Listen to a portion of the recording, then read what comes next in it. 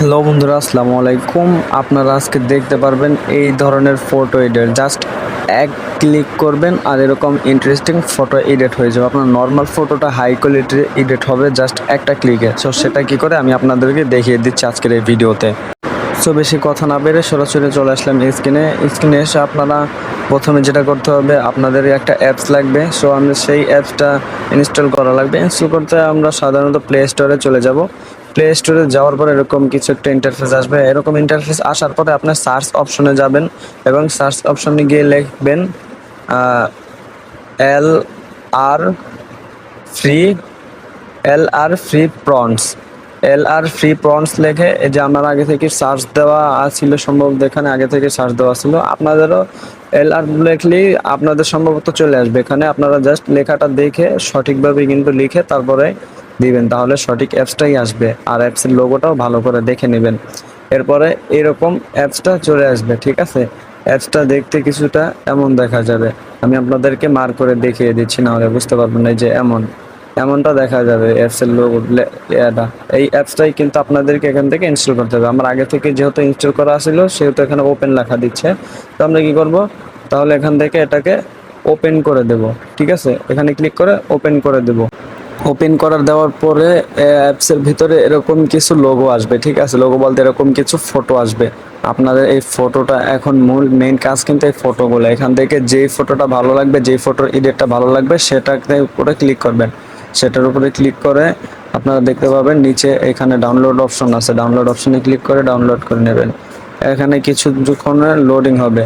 Loading হওয়ার পর একটা অ্যাড দিবে 5 সেকেন্ডের বা 30 সেকেন্ডের, যতক্ষণের দেবে ততক্ষণের একটা অ্যাড দেখে নেবেন।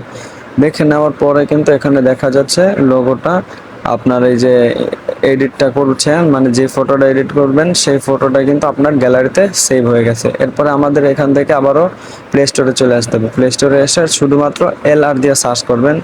LR অনেকের আছে, অনেকের নাই। LR দিয়ে সার্চ করবেন। যেহেতু আমার আগে থেকে আসছিল সেহেতু আমি এটাকে এখান থেকে ইনস্টল করে নেব।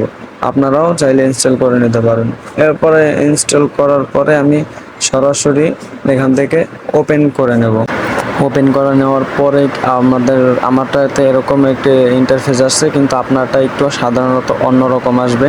কারণ আপনার এখানে একটা আইডি খোলা লাগবে। যদি আপনি সেটা না পারেন অবশ্যই কমেন্টে জানাবেন। নেক্সট ভিডিওতে কি করে আইডি খুলবেন দেখিয়ে দেবো।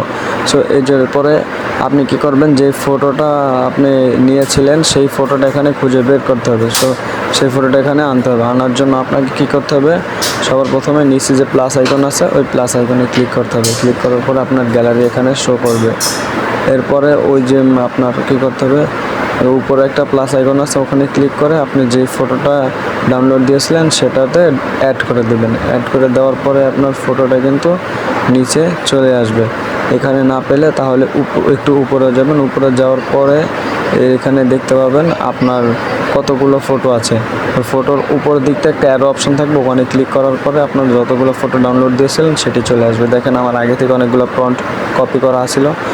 তো আমি এটাতে কী করব, ফটোটার উপরে ক্লিক করে ওই পাশে 3 ডটে ক্লিক করে দেবো। 3 ডটে ক্লিক করার পরে আপনাকে কী করতে হবে, এখান থেকে আপনাকে কী করতে হবে, প্রথমত 3 ডটে ক্লিক করার পর এরকম একটা ইন্টারফেস আসবে। ইন্টারফেস আসার পর এখানে কপি লেখা থাকবে, এই কপিতে ক্লিক করে দেবেন।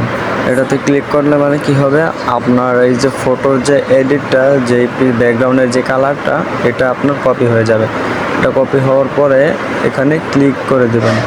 কপিতে ক্লিক করার পর এরকম ইন্টারফেস আসবে। এরপরে টিক চিহ্নতে ক্লিক করে দেওয়ার পরে আপনি কী করবেন, এখান থেকে বেরিয়ে যাবেন। আপনার এডিটটা কিন্তু ব্যাকগ্রাউন্ডটা কপি হয়ে গেছে।